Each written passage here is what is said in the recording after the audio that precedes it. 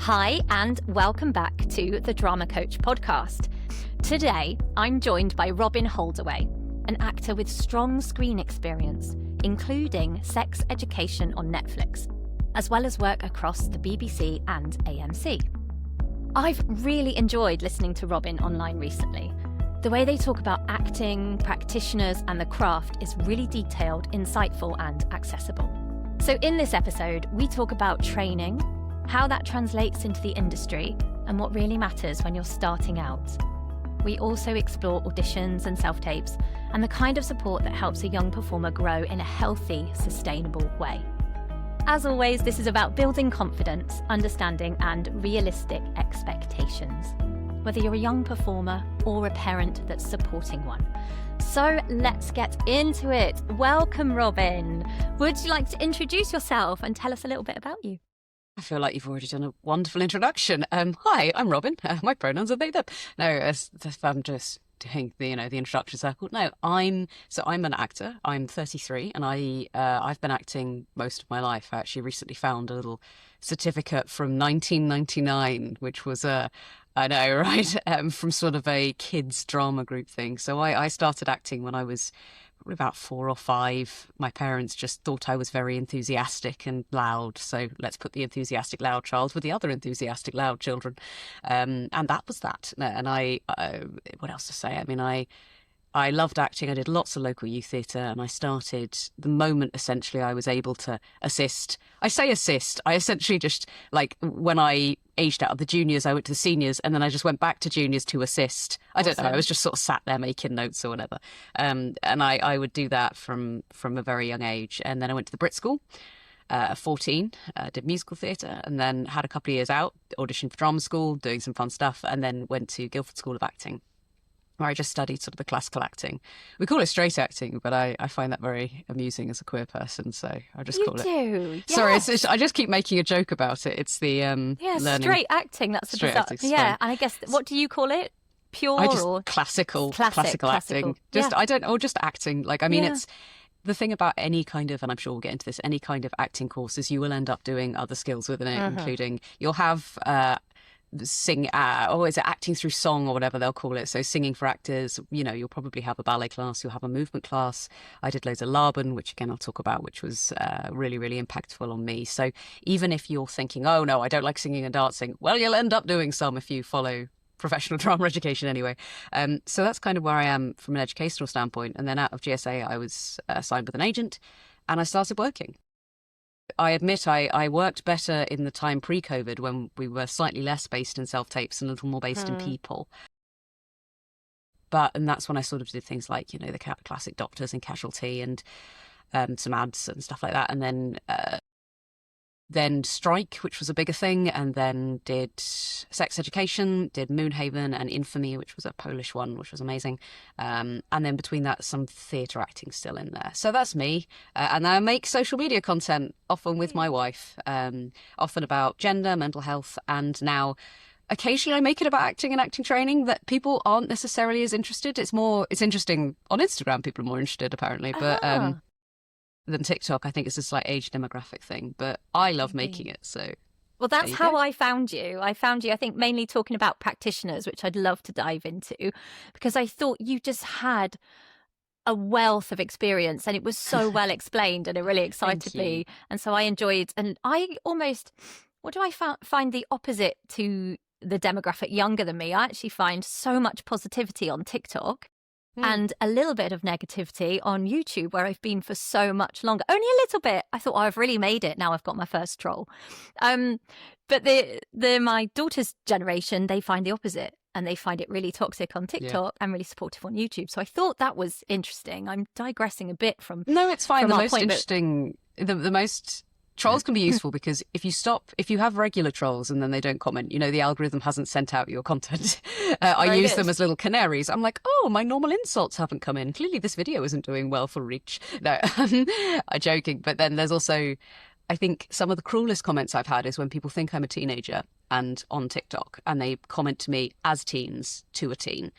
And partly I'm there like, oh, honey, you still have a bedtime. I don't care what you think of my outfit. And you do have such a youthful look, which presumably really helps you in your casting. I would have thought, but maybe not. Yes and no. It's a Okay. little bit of a poison chalice because it was great when I was sort of in my early 20s because people don't mind casting 20s to play teens. Yeah, brilliant. As I've gotten older, especially on screen, there is a drive for authenticity, which I totally understand. And people don't want to cast a 33-year-old to play a 17-year-old. But the problem is that's kind of the age I look, and I'm struggling to get cast as anything older. Like maybe early 20s is fine, but then I've never been cast as my own age, which leaves me a little bit in this weird place now, which, yes, I'm very grateful to look younger and things, but there's also, I can play sort of kids on stage works quite well, Yes. but I'm taller than people expect. I'm a completely average, like I'm like 5'5", but to play kids on stage, you often have to be smaller. Yes, good point. So it can be, if you do look younger, it's very helpful because I know some of your audience are parents of younger ones, because kids will always play down, as I'm sure you said, like, because if they want somebody to play 16, they'll get an 18-year-old. Yeah, of course. And if, I've said to some of the teenagers I teach, the reason it's difficult right now for you to get work is because you're auditioning for 15-year-olds, and so am I. And you're against people who in the industry just look the age rather than are the age. And have so much more experience and don't need a license, Don't need a chaperone, don't need all complicated things. So it can get incredibly difficult for them at that age. And then for me, occasionally I also get this Arrested Development thing of it would be quite nice to play somebody with a little bit more life experience and prefrontal cortex development. But it's, yes. So if you do look young, my main recommendation is to use it 100% when you're younger. Think about how you can style yourself. I mean, it's the Nicola Coughlan thing. She's 40, I think. Yes. And what's his name? Love Actually. I'm sorry, I've forgotten his name. The boy in Love Actually. Yes, because I've been watching Dodger lately. Yes, Yeah. I've completely forgotten the name of that actor. We'll tag it in the show notes. Yes, he's fantastic. And sorry, it's before midday, so my brain's completely melted. No, this is great. There are useful things, but you will have to think quite carefully as you get older about how you market yourself. I hope that's helpful. I think that's really helpful because so far we've said, yes, you want to play younger, looking young is useful. But it's really interesting to see the flip side. And like you describe it as a poison chalice, I think it's interesting and important. Well, it's hard for casting directors sometimes to know how to put you. So the thing is, there was something I auditioned for there. I won't say what it was, but I think I did a pretty good audition. I got very far. I'm sure you did. Well, thank you. I met the creative team. I met the writer. I got to a very top level. And just as this was a Zoom recall, just as we were doing, I just said, oh, my wife loves your books. I was auditioning for a teenager. In the back of my brain, I didn't get that role. And part of me was like, is it because Because you then came across older. Well, I let on my actual age. And I find it slightly frustrating sometimes as well, because there's now this push for authenticity. While I respect it, I respect where it comes from. We're losing the idea that actors act. We are losing the genre of a character actor. Like, it doesn't matter that I'm in my 30s if I can act it.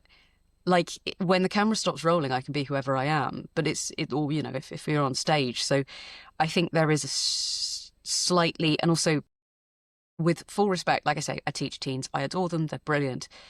Some of them would not be ready for the social and psychological impacts of the roles, like things like Euphoria or Sex Education. Like, you don't actually want to cast teenagers because they are in the middle of hormones and pressure and God knows I was a mess at 18, 16, So actually casting older can be more useful. But I think there is this thing where we want to tell authentic stories. And I'm going, yeah, but actors do actually need to act. And sometimes I've said it before, I've been reading David Suchet, his thing about playing Poirot.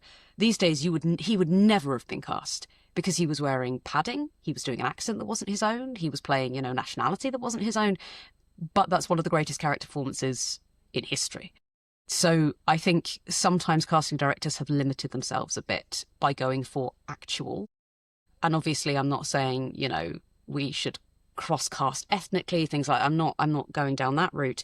I'm more just saying that actors have more capacity than I think they're being allowed to show, especially on screen. I think that's really interesting. And do you ever conceal your age? Like you said, I let on my actual age, because we don't have to, as actors, say our age.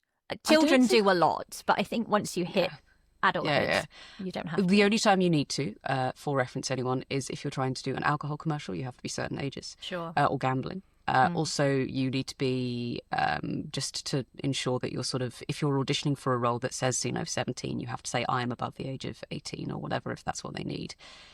The honest answer is, I don't advertise my age in the room, but I'm quite honest about my age online. And as my social media profile grows, part of that is that I am married, and part of that is that I enjoy being people's slight there's slight age to what I do. There is a sense of experience that comes with it that Definitely.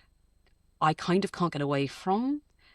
And one of the biggest things is to learn to play young is you have to sort of learn how to take out that maturity, which just exists. Like, you talk to me and I've got a mortgage. Like, my face doesn't say it, but the weight, the eyes. I think my presumption when I saw you online is, wow, they're old for their years.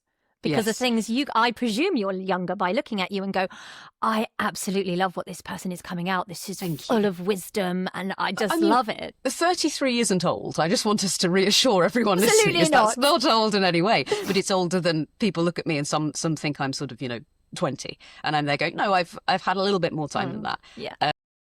But no, I don't necessarily, and I wouldn't.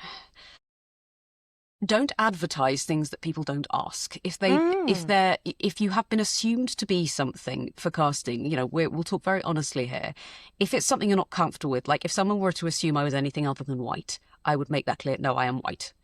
Regardless of what people might guess my ethnicity as, I am white, and it's not appropriate for me to play anything else. However, I know that might be different for people of colour. If, for example, you are Tunisian and someone assumes you're Moroccan or something, like, I know that is a more complicated area that I wouldn't feel comfortable talking about. However, if I was in an audition and someone assumed that I was in my 20s, I'm not going to correct them.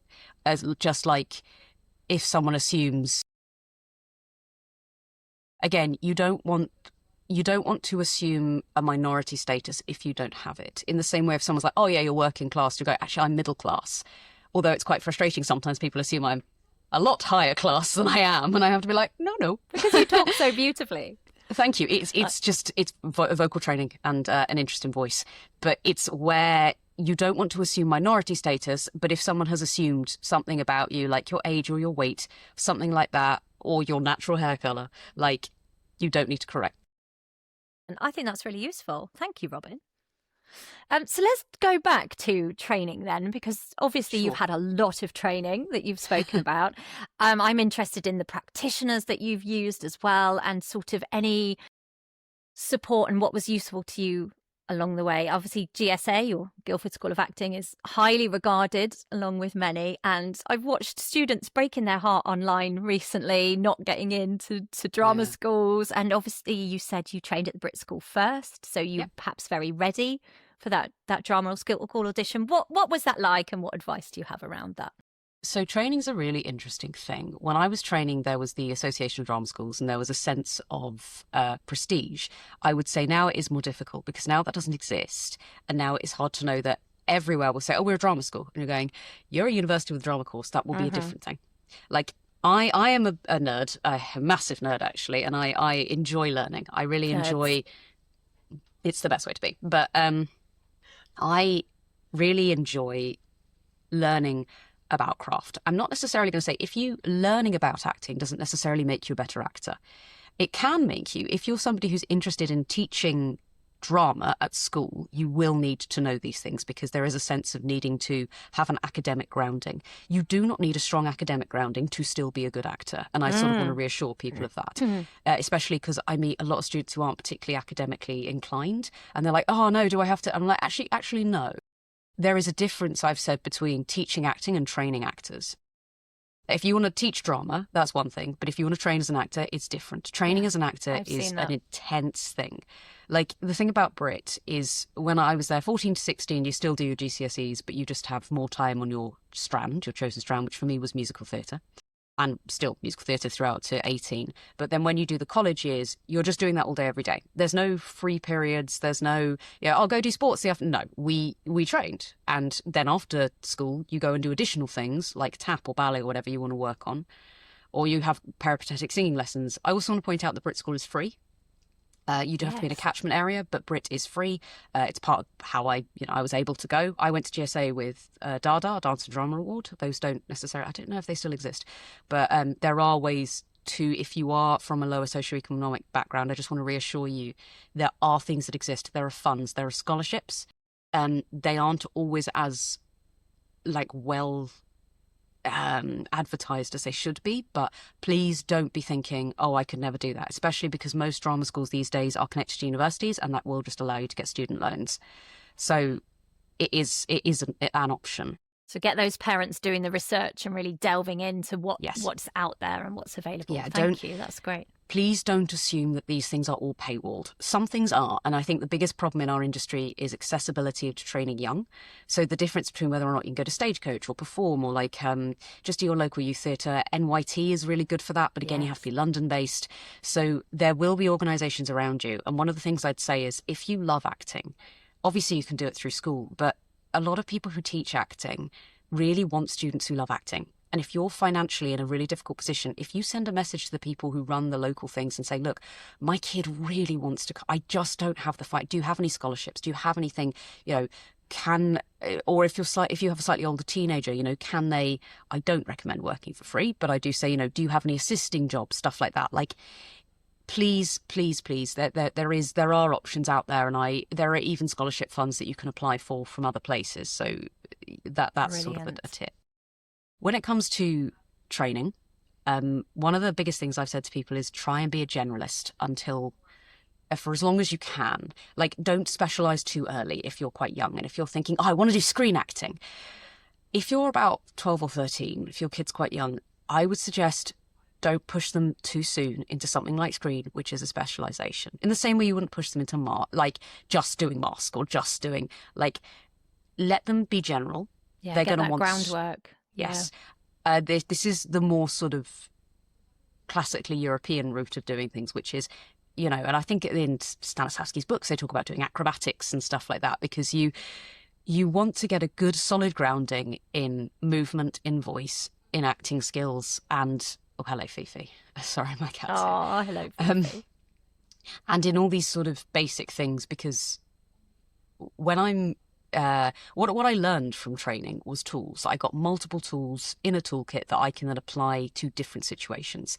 And if you look at a school and they say, oh, we only teach Meisner, that is very specific. And you might love Meisner. And if you do, and if you're, an adult and you're there going, no, this is how I attract, I'm not going to say people can't, but I don't think that's the strongest idea for people training. I think look at places that will, teach Meisner and will also teach Lecoq and will also teach, just a variety. Look at Patsy Rodenberg vocal technique, rather than trying to squeeze you into one idea. Because not everything works. Oh, sorry.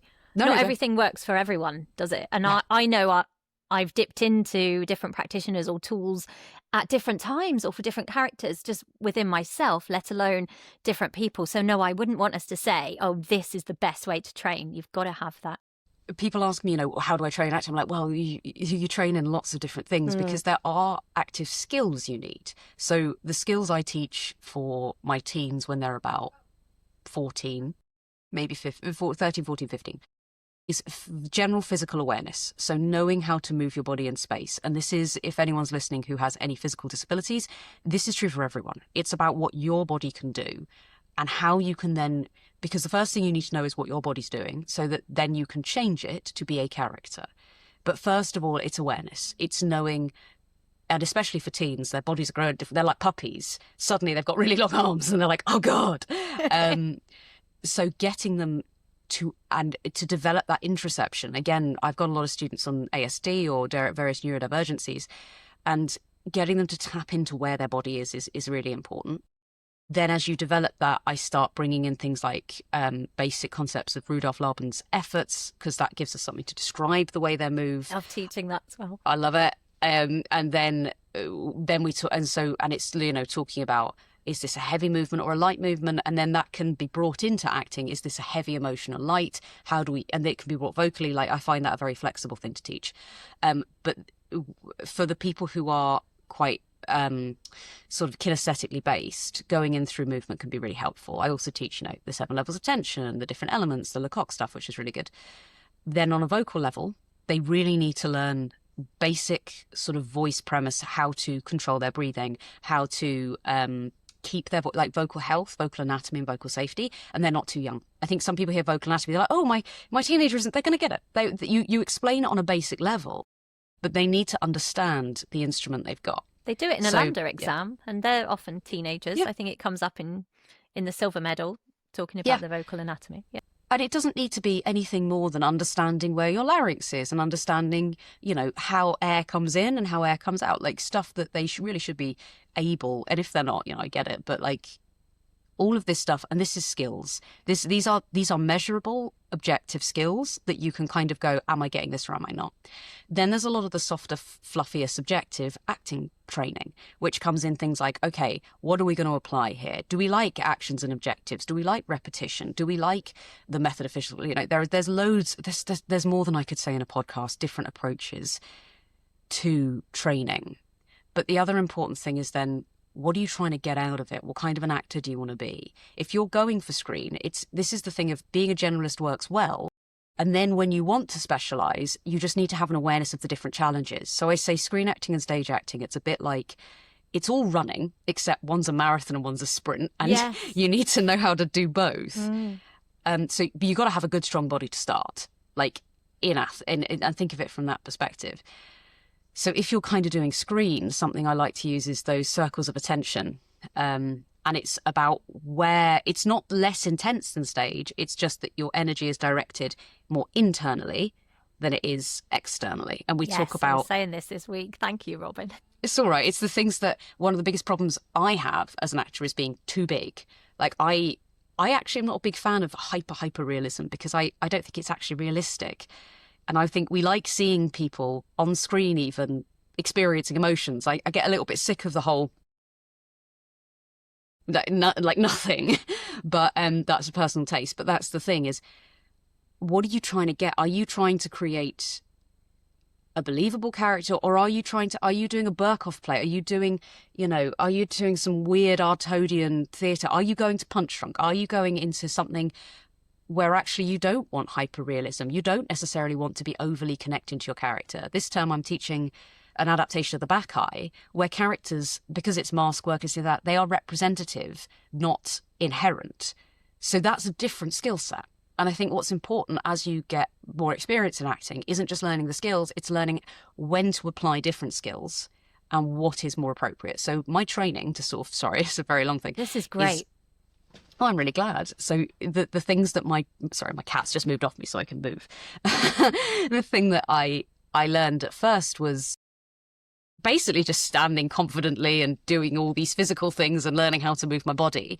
I learned a lot of that Brit. And then as I got more into in-depth things like that, I'm learning, okay, and then maybe this skill is useful at this point, and okay, maybe I really don't get on with that. And so it was a process of working things out and learning and applying, and then it's about doing it again and again. Whole different ball game.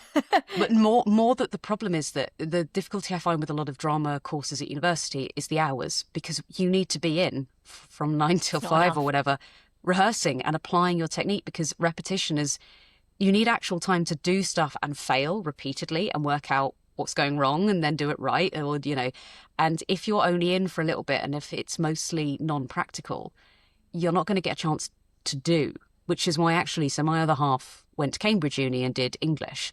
She did more shows in Cambridge than I ever did in GSA. No way! Oh my goodness. There's like multiple shows going on a week in Cambridge. That's really surprising and exciting. Yeah.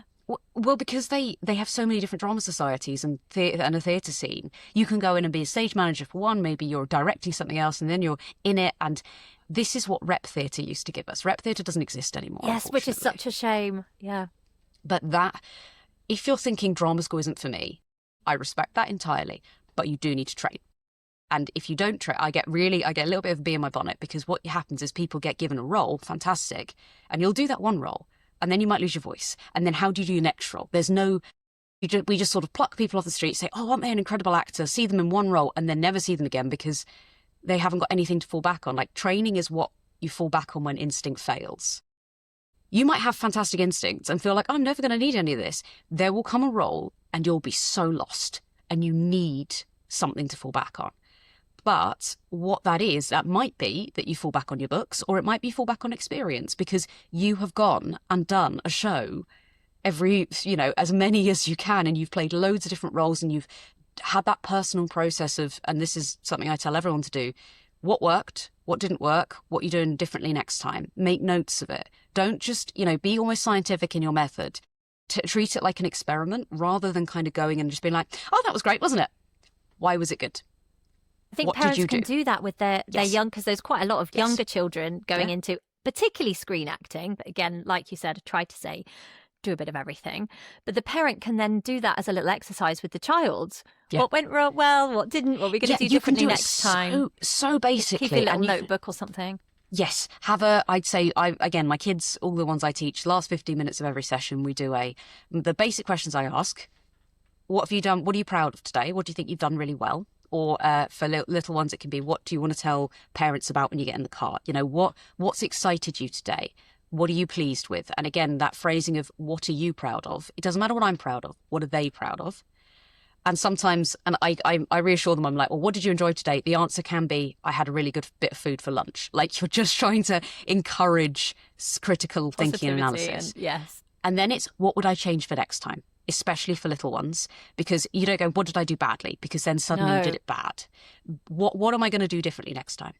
And then things like, and what have I learned? What am I proud of? What would I do differently? What did I learn? What do I know now that I didn't know last time?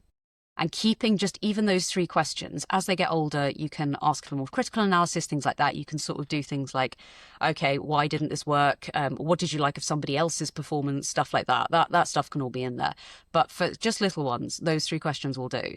The other thing is when they're watching performances, and I encourage this for anyone teaching, whenever, if you've just, if you've got we all sat there watching a scene or something and someone's just done a devised or even something, even for games, they've done an improvisation, turn to the group, what did we like?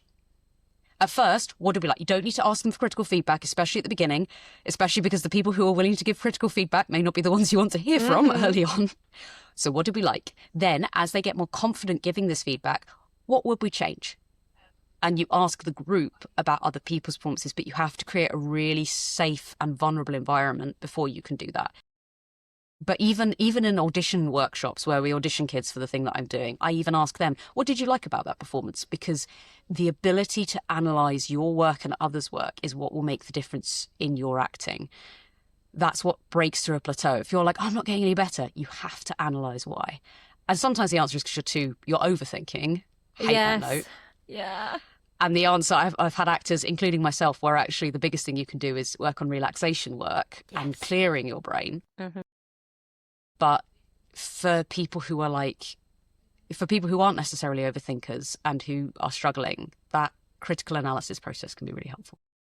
Sounds wonderful. That's such great advice. I hope everybody listening goes out and does that. And it does sound like you have a really safe, I always aim for a really safe environment for all my classes, whether that's school or youth theatre. I think that's so important. How can you learn and progress if you can't feel safe? I think the problem with safe spaces is sometimes people say this is a safe space. You can't say it.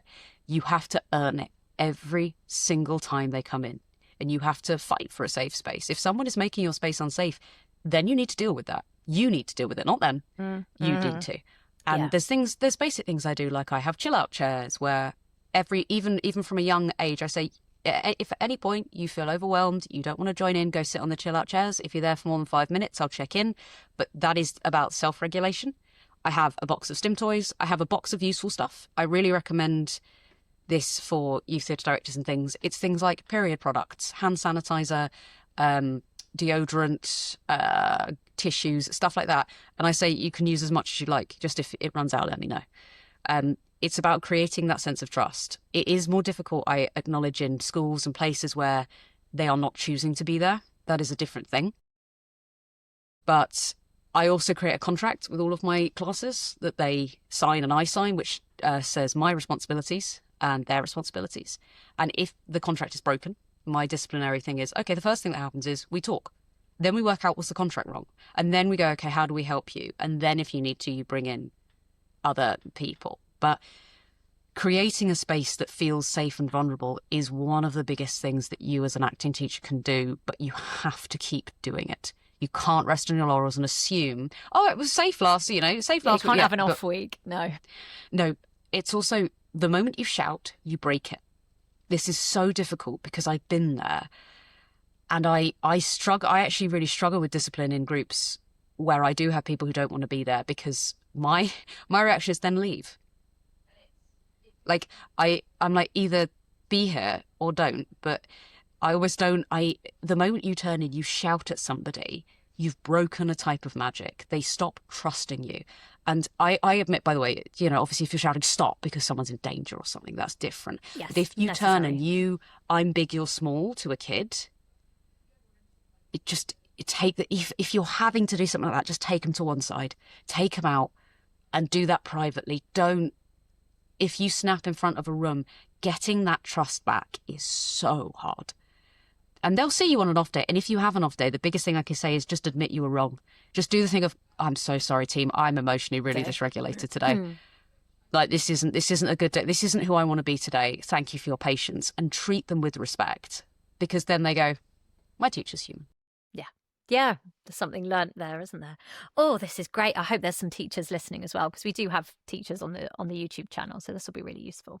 So if we can then, let's move on to especially TV experience, because everybody thinks that's super exciting. I feel like a lot seem to feel they know theatre because they go to it, but TV has this elusive sort of what on earth is going on behind the screen. Tell me about what it was like stepping on your first big TV set, or things you've learned and enjoyed. The first TV set the first day I did on TV was for Casualty, and it was a stunt day. Oh wow! We were on location in a swimming pool. I had a stunt double. We were jumping in the water. We had loads to get in. We had to do wet shoots, dry shoots. I didn't say it was my first day, ever filming until quite late on. They were like, oh my God, are you okay? I'm like, yeah, I'm fine. I was maybe 23, maybe something like that. I'd literally got cast. This was, if I'd finished GSA in the summer, we were filming this. No, we were filming, because it was for the New Year's special. But I remember it was just really warm. I can't. This was like a decade ago. But it was really warm. But it was funny because I was made to look really cold, because I was meant to look like I was shivering and it was all Christmas decorated, even though it was like August or something. People kept being like, "Are you cold?" I'm like, "I am so hot." You're obviously doing a really good job of looking cold. The makeup team, and this was the thing, you had to. So it was very overwhelming, but it was a really good introduction to the busyness of set and just getting things done. I would say most days aren't like that. Most days are characterized by waiting. Yes. Do not go into screen unless you are very okay with your own company and being very bored. Again, part of the reason I say to little ones maybe screen is a harder thing is because you have to entertain yourself. And I mean, it's fine, they have chaperones and things like that, but you're given a trailer so they know where you are, not because you're a special snowflake. They just have to know where you are in a little box. They're like a hamster. And then they come and get the hamster. And much like hamsters, if we're left unattended, we do just sort of wander. And you've got to be ready too, haven't you? Yeah, that's hard, vocally, physically, from hanging around to performing. Yeah. You'll be waiting, and then they'll pick you up and you go, there you go, do your big scene. Okay, and cut, and do it again, and do it again. Okay, now we're waiting. We're going to change all the camera angles. You're going to wait for another hour, and now do it again. And it's the ability to go from 0 to 100 in screen is so important. You need to know how to do that. For some people, they have to stay in it. They have to be in that sort of zone. That's the whole idea of, staying in character. But for me, it's more useful to have ways in that kind of just before I need to go on, I gather that back up. Maybe it's, maybe it's my boots that I wear, or maybe it's something like I have ways I do it, but you have to be ready. That's why I really think for screen, a lot of the, you can dip into emotion memory and things like that because you're only doing it once or twice. If you're doing trauma-informed stuff, if you've got somebody who has had something very difficult, you don't want to ask them to relive that 8 shows a week. Whereas on screen, there are times where you can just dip. But that again is not something that is sustainable. And I which always is say why- it needs to be something that has been dealt with Yes. already, so that, like you say, you can dip in. You don't want it, although it can be very cathartic, you don't need your Acting is not therapy, especially not session there. professionally No. on screen. There will not be somebody to pick you up afterwards. So whatever you're doing, use that once to then connect to a character's version of that. Yes. But don't be thinking about the time your dog died every time you want to be sad, Yeah, I because you agree. will become numb to it. Yeah. What you can do is a physical thing where you find yourself in the position of sadness and your body goes, oh yeah, we know how to be, we're sad in this position. Or smile, you're about to do a really happy scene, smile, smile, smile, trigger it. It's using physical things for me is a far better, healthier way of being able to trigger quickly. But that's a different thing. So screen, there are loads of people. Try to learn as many names as you can, including the names of people. Do not just be like, oh, well, that's the producer. You learn the driver's name, or at least you know who they are. If you're doing thank you cards at the end, drivers, caterers, the janitor staff, also the ADs, all the ADs, first, second, third, your runners, or PAs as they're called in America. If there are, I didn't know that. That's yeah, useful, thank you. different names. Yeah. There are also going to be SAs or extras, supporting artists. They will be there for longer than you. They will not have a nice trailer. They will be sat in the cold, and they will be told probably not to talk to you as cast. Bear in mind, being polite to everyone you meet is one of the best things you can be as an actor. There are 3 rules in acting. Can I swear? Can I swear? Oh, wait, on this? I thought you were saying that was your first rule. No, my first rule, can I swear, is my question. Do you know what? Can I say no? Only that I always like to tick that it is clean. Fine. So that if In which students case, wanted to listen, so we'll find another way. No, Robyn, it's if you fine, I don't will. mind. So the first rule is be on time. Yes. The next rule is know your lines. And the third rule is don't be a nasty person to work with. Yes. We can insert in our mind the words that you may have wanted to So there are use. 3. You can, if you do 2 of the 3, you're probably okay, but you need to do ideally 3, because you're going to show up, and if you're there, the makeup team are already there. The AD team are already there. Like, someone has picked you up. Your driver got up earlier than you, and just having an awareness that yes, you're tired, because they will pick you up early, and then you'll drive to set, and then you'll be sat in your little trailer, and someone will probably offer to get you breakfast. Sometimes offering to do things yourself feels like, oh, I'll helpful. Sometimes that is not helpful. Yeah, it's difficult, isn't it? It's really difficult. And you can, if you're on a project repeatedly, you could say, do you need me to get that? You can ask them. They'll probably say, no, just we need you to stay here. That's fine. That's not being impolite, but just making sure that if someone has done something for you, never take it for granted. It's always, thank you so much. It's remembering names. It's this kind of thing. For me, manners just so important. 100%, I agree with you. But then you'll go into makeup, and again, that makeup team, they're already there. So if you're tired, and they probably weren't brought their breakfast, so just being in the makeup chair. And when I did sex education, we actually had one of the days was an early, because I had lots of body painting that was getting done, and we just sat there for a good few hours, and it was amazing. I was fascinated. I think being interested, but not. No one is there to teach you. Like, most people who are there really love their craft. So if you ask polite questions in downtime when they're not doing anything, fine. But if somebody is doing their job, don't be like, oh, why are you doing that? What's that switch? What are you doing? Watching them is fine. And maybe in a downtime, just ask, I just wonder, when you were moving that camera, that's fine. Especially for little kids. If they're excited, we love like someone, if a kid comes up to me, how did you do that? I'd be like, oh, absolutely. But I teach, so I get it. But there are going to be some very tired camera ops who probably don't want your 7-year-old jumping around them. So just, if they have questions, maybe keeping them in their heads and asking later. Perhaps they could jot them down as well in this lovely notebook they've got for reflecting. And then at the right time, they could ask. Yeah. But that being said, if there are kids on set, often, you can ask a chaperone. You will have a chaperone. Yes. If you're a younger person, there'll be someone with you, and they'll be licensed.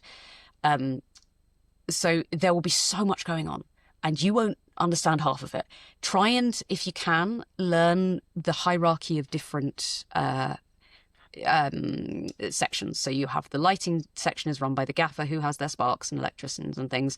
The ADs, you've got first, second, third. You've got the camera team, you've got the DOP, you've got the camera op, you've got the focus. But like, there's loads of different roles. And actually, something I do because I do teach screen acting for younger kids, is we go through these different roles and make sure they're sort of what does this person do? What does that person do? Knowing that is helpful because you know who to talk to. Most of the time, the answer of who to talk to is, for young people, their chaperone, and the chaperone will then deal. And then the first AD rather than the director, but mostly you'll be dealing with the second and third. The person shouting most on set isn't often the director, it's the first. Yes. So these are big, busy places with lots of moving parts. Don't go where you're not told to, because it can be dangerous. And you are a cog in a machine. Like, you are one tiny part of making this work. And really, it can get to a lot of actors' heads, especially if they only do screen, because they're like, oh yeah, I've got my trailer and someone's carrying an umbrella and they're getting me food. I'm like, they're carrying an umbrella to protect your costume. Yes. You are in a trailer so they know where you are. They are getting you food so that it's not... Not because you're a princess. No. And the more you can be... You need boundaries, and you need to be really clear about, I'm not comfortable doing that. Like, being able to say no, thank you politely is important, and we can, that's a whole other podcast. But making sure you are able to assert, because the problem as an actor is you don't want to be a problem. It's can you do this? Oh yeah, sure. Can we do one more? Yeah, that's fine. Sometimes I was filming Moonhaven, and we were in a quarry in Ireland in November, and in linen clothes. Yes, I was given lots of warm-ups, but I was also turning blue. And there was a point where I'd been asked to do a thing a couple more times, I think I would have had to turn around and go, I'm so sorry. I can't. I feel very unwell. And being able to advocate for yourself is so hard because you're so aware of all these people and time is money and you want to be asked back. And it's like, But something I'd really encourage young actors to do, as I always do, is, especially if you're ill, don't be like, oh, Dr. Theatre will get through. No. Yeah. You do occasionally have to, there might be points where in a normal job you might be, I've got a cold, I'll just not go in today. And in acting, you're like, no, I do have to do this. The show must go on. But the show must go on mentality, balance. That's the balance to strike. And for little ones, I really encourage them, if you're sick, you're going to make everyone else sick. So don't come in. And in the same way, mental health days, like, put your boundaries in place, stick to them. And if a set doesn't want to maintain your boundaries, like, there are very strict rules for chaperones. Kids have to have breaks. They have to have certain things. They have to have certain temperatures. Like, I am a qualified chaperone. Me too. Yeah. And it is, if you're not familiar with safeguarding best practice as a parent, please go and look it up, because you may need to advocate for your kid. Most chaperones are fantastic, but most chaperones are also, they might be doing lots, people are imperfect, and you might need to turn around and say, well, actually, I think we've been working a little bit long. Can we, especially if your kid is very young, they might be very excited to do all these things, and you're going to be the one who steps in and says, I think we've gone over time. And in the early days, sort of student sets and things, it's going to be the parent who is the chaperone. Yes. So it would do them good to at least look them up, maybe even get their license. Oh yeah, if you can get a voluntary license. Yeah. Like, honestly, your local youth theatre, if you offer to be a chaperone, will shower you with gifts. They'll be like, yes, we will pay for your chaperone license. That's totally fine. Like, because we always need people. It can seem very boring and bureaucratic, and at points you'll be like, especially as a director myself, I'm like, oh, they don't need a break, they've just had a break. You're holding me accountable to like West End guidelines when I've got 3, whatever. Yeah. But it's so important. It's things like, but it's not just their physical safeguarding, it's their emotional well-being and safeguarding. It's learning, it's looking out for signs of abuse. It's all the stuff that is actually really important for most adults. I would say the whole idea of being a village, we've lost it a little bit. Yeah. And I think that being a safe adult is one of the most important things you as an adult can be. And if you're not actively trying to be, that's when you lose. Again, it's the same thing with the safe spaces. Like, it's not well enough to say, well, I'm a safe adult. I'm like, no, are you though? Are you emotionally regulating? Are you doing the things that young people require you? And there are days where I might be like, actually, I can't be this. I can't do this. I need to take myself away, not because I'm, actively unsafe or anything, but because I can't be the person I want to be. And that's the day where you say, okay, let's pull it back. So please, please, please, if you're working with young people or you've got young kids, like, one of the biggest, and this might seem tangential, but it's so important. I was looking at a thing about young offenders. If young offenders are given therapy, they tend to reoffend. But if their parents are given therapy, far less likely to reoffend. That's incredible. I am not a parent, and I would never profess to tell people how to do so, because God knows I have nibblings and I know it's an impossible job. But please, especially if you're encouraging your child into an industry like acting, the biggest advice I can give to you isn't put your child in this thing or get headshots. It's go to therapy. It is go and emotionally learn how to, because your child, if they're doing a self-tape and you're stressed, they feel it. I've been saying this so much. Yes. Kids are brilliant. They are little sponges. Mm-hmm. Yeah. And if you're like, oh my God, I really want you to get, even if you don't mean to be, if you're like, no, honey, it's fine if you don't get this role. They feel it. They feel it. And so what you need to do is work out, even, I'm saying, I know it's not financially viable, et cetera, but work on yourself to make sure that you are able to cope with the highs and lows so that you can guide them, because they're going to need it. Acting is one of the most detrimental professions for your mental health. I would not recommend it to anybody. Like, we're on a thing about drama coaching. If the kids I teach tell me they don't want to be an actor, I'm delighted. Like, they've got all these wonderful soft skills, loads of good reasons to learn acting. If they tell me they do, I will do everything in my power to help them. But the biggest thing that young person is going to need to build is emotional maturity, resilience, vulnerability. Like, it's destroyed my mental health being an actor. I know that it's sad. Like, I'm saying this to people, like, I'm not necessarily, there's nothing I can say that will put you off. Because if your kid wants to be an actor, like I wanted to be an actor, I could sit here and say it's going to destroy them, and they'll be like, I don't care, I want to be an actor. Yeah. But what I can say is that build their life outside of acting to a point that acting is a bonus and not everything. So if, for example, there's a big role coming up that they really want to get, a tip I've got is plan something else so that if they don't get it, there's still something they can do.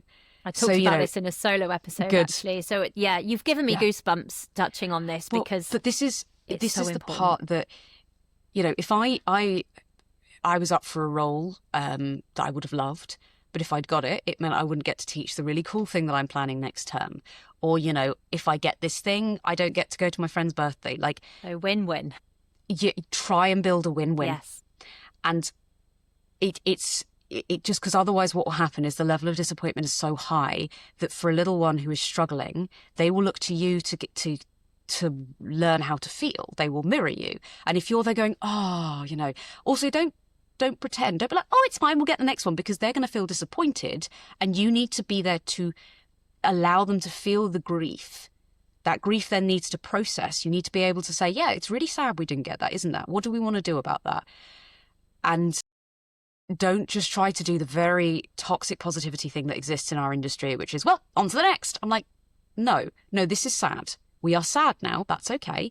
Maybe we're not sad. Maybe they're fine. I have a kid who literally, she just bounces, but she's a professional actor. She does professional things, and she's just like, that's fine, didn't get it. I'm like, I don't know how you do this, but great. Yeah, my daughter's better than I am at it. And we have tried to instill that from the beginning.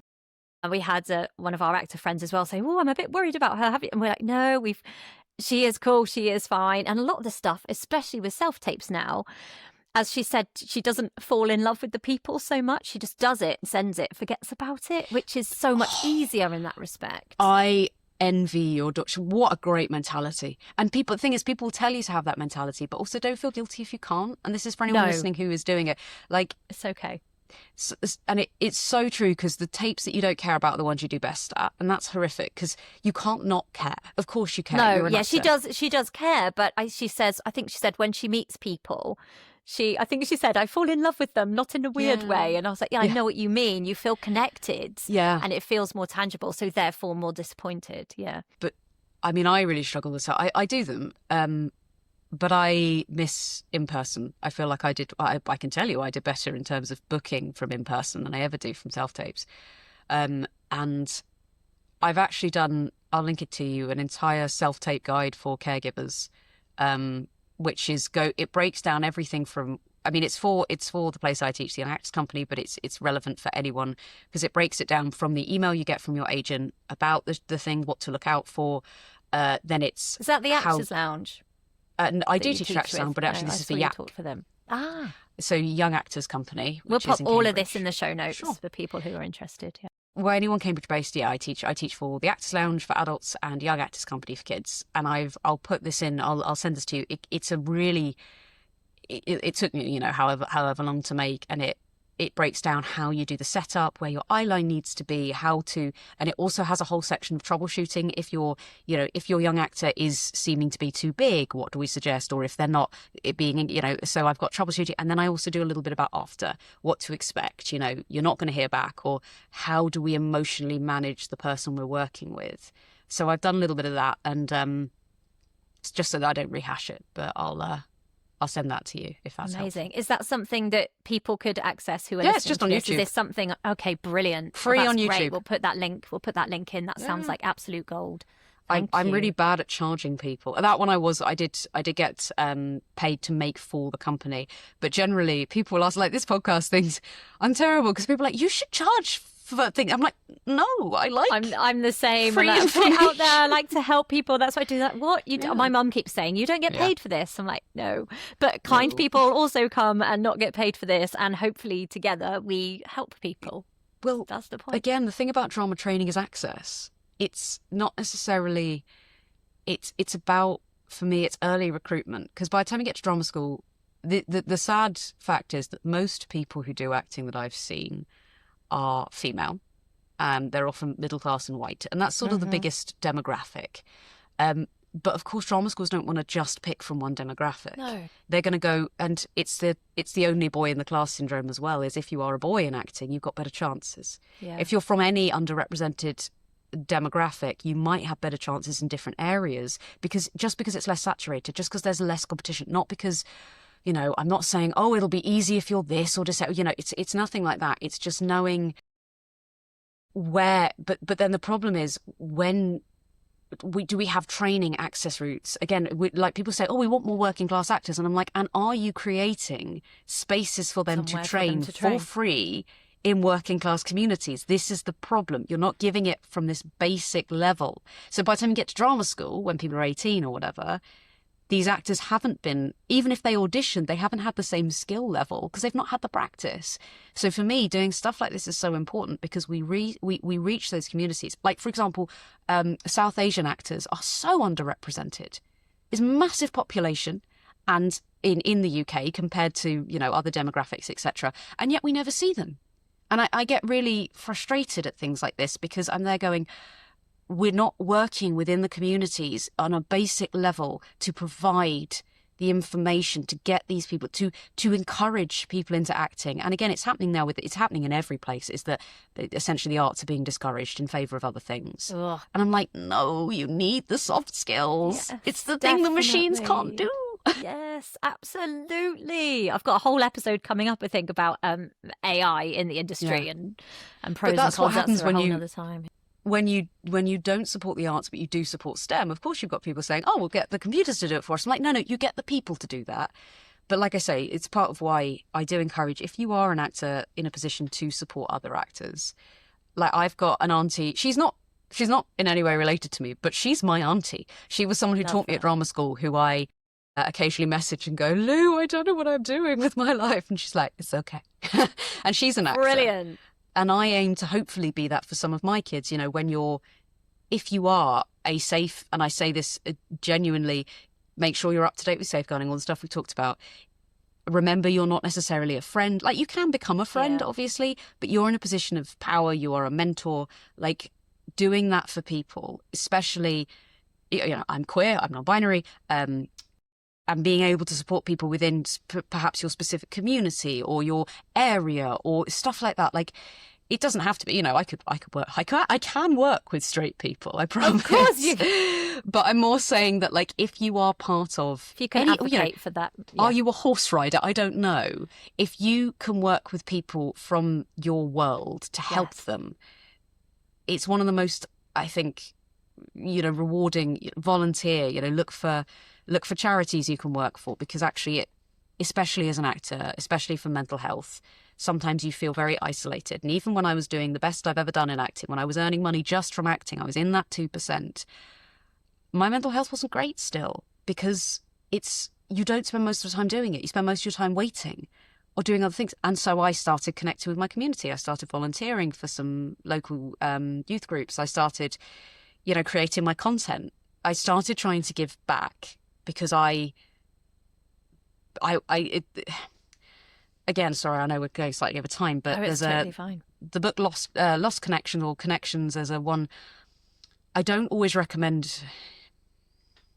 It's about recreating connection in the world around you as a way of helping you with your mental health. Acting is very isolating. You don't have co-workers that you see. Like, you often work alone, even self-tapes, like everything is isolating, especially for kids as well. Kids, because they get it at school, etc., it's a little bit easier. But as they get older, like, especially are they on set? Do they have connections? But for you as if there are actors listening to this, if you find yourself in that wonderful position with extra time, try and give back, because it'll tick that lovely box in your heart that helps you to feel more connected with other people. It's proven to, isn't it? Yeah, absolutely. I'm so glad you felt vulnerable enough to share that and say, actually, I was in that 2% that everybody aims for. Fantastic. I am a working actor. More than, I'm earning brilliantly and I'm being seen. I would never say earning brilliantly. Okay. I'm I was well. earning enough to get by. Yeah. For me at the time, with my partner, who was also doing, I want to, on a sort of financial note, I'm very big on being very honest about your finances. Which is sorry if I overinflated that. But that exciting 2% is where everyone's more just aiming. I think people sometimes get a strange idea. I was paid, I think, less than £10,000 for sex education. I was not paid, and that's because I was guesting on a couple of episodes. I have not, the most of the money I make is from teaching, not from acting now. I'm back in the 98%, that's normal. And it is really hard stepping down from the 2 to the 98 again, because you feel like a failure. I had to go, I had a couple of years where I was like, oh my God, this is happening. I'm gonna be an actor forever. And then I wasn't. And then I had to go back to my local shopping centre and give out my CVs. And no one cares that you're on Netflix. They ask about the last time that you managed a frozen yogurt shop. And they're like, what have you been doing? And I go, I am an actor. And that ego death is so hard. And for the young people that you're supporting or who are listening to this, a lot of parents I know who talk to me, they're like, I'm so worried about should they do something else? Should acting, should they have a backup? My answer is, acting will give them a lot of skills. If you want to be an actor, do train as an actor. Don't necessarily be like, I'll train as a computer tech, because then you'll have to go and do the actor training. But you will need a job that gives you something that isn't like going to destroy, like, people think this idea of a suffering artist. Yeah. So encourage them into other areas that support them. So for me, it's teaching, but it could be graphic design. It can be stuff you can do from home. Personal training I do. It could be a trade. It could be any number of things that work really well with acting and do earn you money. Because when they are an actor, unless they are despicably lucky, and I mean this as, or unless you yourself, Tom Hiddleston, if you're watching this, listening to this, by all means, your kids are probably going to be okay. But unless...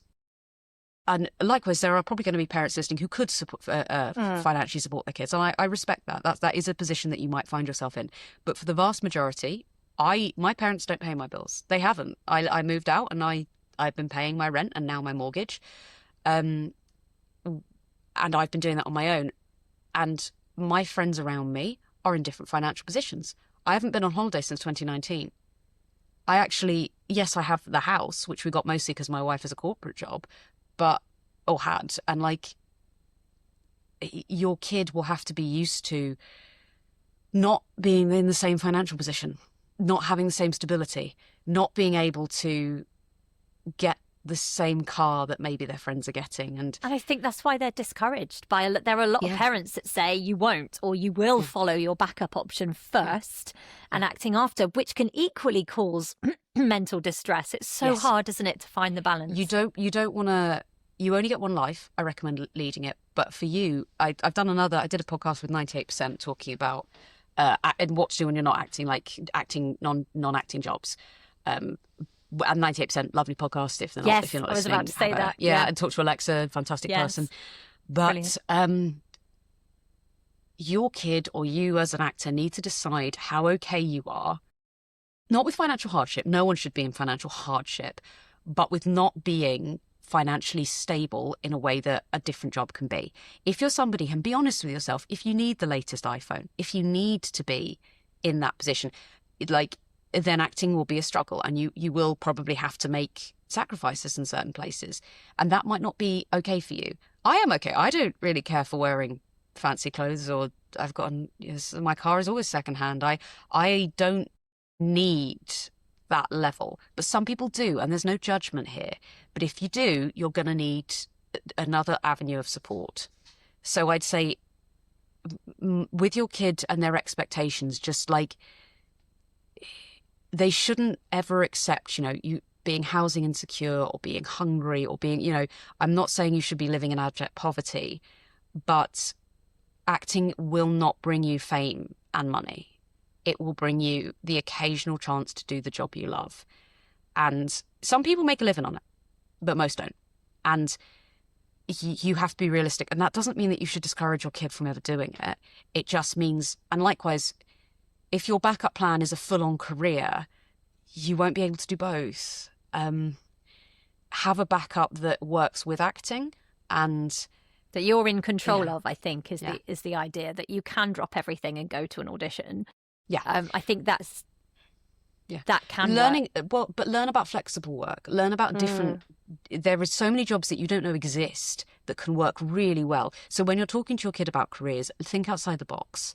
Don't just go for the career that you know or the career that you're looking up. There's probably some that don't even exist right now that the young ones are going to go into. My other half is a virtual assistant now, so she works whenever, like from home, whenever she's fully remote. There are remote jobs that you can do that work really well with acting. Teaching is always a good one if they like, but please, I beg you, do not become a drama teacher if you don't want to be. 100% The world agree. is full of so many bitter actors who are teaching acting and not very good at it. That's just dangerous, no. Teaching is a skill. While I've never formally trained in it, it's something I've done most of my life. So, find something you can do. Anyway, sorry, I am aware of time. Is there anything else you want to... That's right. I'm a trained teacher, and that's what I've done most of my life. Yes. And you come across as a wonderful teacher, and I think even I can take things. I appreciate that. From what you've said today. I've loved it. It's so valuable. You've covered everything that I wanted to cover, and I haven't had to prompt you at all. It's been marvelous. I'd love to do the. Sorry, go on, Robyn. No, I was just going to say the thing about teaching and pedagogy is I think you can be a good teacher learning, but I had to make a lot of mistakes, and I learned from some very good teachers, and I never allow myself, I think of my students deserve the best. Any student who comes into my room is now mine. They are my baby. They are my ducklings, and they deserve the best. And often that's not me. Like, if I want my students to learn a specific skill, I try and bring in the person I know who does that skill best. Know your limits. And then if you have to teach something, you get good enough at it. You go and you train and you read the books and you do the things, and you don't accept mediocrity in yourself on behalf of your students. Like, even if you're like, it's fine, I can just phone this one in, they deserve better. And that's how you become a better teacher, is by caring about, I was saying, my job as a teacher is to see the potential in every student and then believe in that potential until it is realised. That's beautiful. I see the person they could be, and I believe, and I see that person, even on their bad days, see the person that they can be on their good days and believe in them. I have kids who are naughty at school, but in my classes are leaders. I have kids who are bossy, who are groundbreaking. I have kids who are shy and quiet at school, but with me, they're detailed and delicate, and it's so brilliant. So I could tell you that about all my students, but I'm very blessed that I don't have to hit quotas or do stuff like that. So yes, nor do I anymore, which is marvellous. Yes. It's very freeing. And I think you're right. Teachers should always be learning. Everyone should always be learning throughout life. I think that makes it special. Learning and giving back definitely are two great things, I think, for mental health. Can I do my quick fire with you? We just sort of shake it off and have a bit of fun. Shake it off. I always end up, I've watched some of these back and then I start sort of rocking all over the place. Exactly what I tell my students not to do, because by this time I've kind of got all this energy that needs to go somewhere. Had to sit, you're talking to a neurodivergent person. Do you have any, the cat's on my lap so I could stim. Like, I've got my stim toys are here. You're ready. I so can't we can shake sit it off for an now. hour. And no, I know. It's me neither anymore. I don't know how I actually coped at school. Right. Okay. One thing that stands out instantly in any actor you see, whether that's young or not. Connection. Oh, yes, connection. I love that. Are they connected? Yeah, perfect. A common mistake in auditions or self-tapes.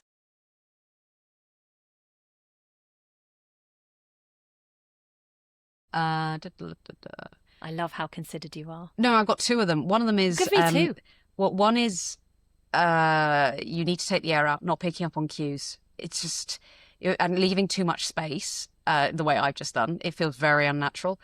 The other one is not knowing how you're trying to change the other person or the audience. So not knowing if you're just performing, there's sort of different levels. There's reading, there's performing, and then there's being. And like, if you're performing, you're not actually trying to change anyone. You're not connected. You're just saying the words in a way that feels nice. So how are you trying to impact, whether it's, the audience or the other actor? Yes, I say this a lot. Thank you so much for validating that for me.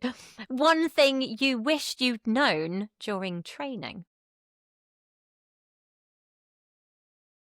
Mine was very personal, which is protein powder actually doesn't suit my body. I shouldn't do whey protein. It gives me tummy ache. No, silly one. No, that was sorry. I was just like, I used to have a lot of protein powder. I was talking to my children about that this week. We said you need more protein, and they're like, where? We don't like eggs and blah blah. So. Yeah. Good to know. Well, no, I used to have loads and loads of protein powder thinking it would help, but actually my body doesn't suit it. No, I think the thing I wish I'd known during training is... I think I knew it, I just didn't believe it, which is there is no right way to act. There's no one answer. There is no correct in acting. It's all subjective. Yes. And you're gonna try and search for it. There's a thing, if I know it's quick fire, but there's a thing that I say, which I hope is helpful, which is when you act, rehearsal, you are painting a picture and you're trying to learn where every line goes. You're doing all the sketching and things like that. But if you just put that on stage, it's dead. What you have to do is paint that picture fresh every night, and you scrape it off every night, and maybe the stuff that you've learned in rehearsal lingers. There's a certain, low light or something like that, but you have to make it fresh every time. Otherwise it dies. You can't recreate. So rehearsal is about learning how to do it, but don't try and rehearse on stage. You have to be. You have to let yourself go, and you have to find a flow state. A lot of what practitioners and what I'm trying to do as a teacher, there's one theory of acting, which you just need to get to a flow state. How you get there is that's loads of different ways. The practitioners. Yeah. But once you get it, you'll feel it, and then it's when you come off stage and you go, I almost don't remember what I did. You've been there. That is where we're going. Sorry, that was just... Oh, it's lovely. It's all really, really useful stuff. Thank you. And finally then, one piece of advice, and you've given so much advice and I'm really grateful, but one piece of advice for someone just starting out. Don't forget to rest. Yeah. It depends. I think one piece of advice for someone just starting out is... I'm being greedy because you've given so much in this podcast. Be curious. And don't, I think it's that thing of don't specialise too early. Don't define yourself as a type of actor. Don't say, well, I'm an X actor, I'm a Meisner actor, or I'm a clowning actor. Don't put yourself in a box. You will have to as a professional actor. Because that will happen anyway. Well, but the thing is, as a professional actor, you'll be put in a casting box. Yeah. Don't put yourself in an acting box. Yeah. The difference is important. You can try, don't be because the moment you start to say, well, I'm only a comedy actor, or you have already limited yourself. Yeah. As an actor, you can do anything. As an amateur actor, you should. As a professional, you will do a very, very narrow range of things. But you can do that narrow range in any way you choose. You can apply any technique. So don't put yourself in a box. Like, learn everything you can. Be curious. Amazing. Right, I'm going to wrap this up then. Robyn, before we finish, where can people find you? Far too many places. That's great. You can find me on TikTok, Robyn_Holdaway. I always give that one wrong, but yes, Robyn Holdaway, Robyn_Holdaway. I'm on Instagram at Robyn Holdaway. I'm even on Blue Sky. If to work with me in person, if you're in the Cambridge area, Cambridgeshire, I teach for the Actors Lounge for adults. I teach for the Young Actors Company in Cambridge for teens and for young actors. And then in terms of my work, it's kind of around places, isn't it? Netflix is a place you can see me do stuff. And I've done a variety of podcasts. I've also done like over 20 audiobooks. I've done games. I've done a lot of voice acting too. So you can hear me in many places. Well, we'll link as much as you can give me. We'll link all of that in the show notes so that people can find you. Thank you, Lisa. A big thank you, Robyn, for such thoughtful, generous conversations that we've had today. There's so much there for young performers, parents, and also teachers, especially around training, clarity, and understanding what really matters, not just to stand out, but for mental health as well. So if listening you found this helpful, do feel free to share it with somebody who might benefit. And don't forget to follow or subscribe so that you don't miss future episodes. And if you do have a moment to leave a quick review, it does help other people find this podcast. You can find more support resources and coaching through the links in my bio across all of my socials. And I'll be back very soon with another episode of the Drama Coach podcast. Thank you so much for listening.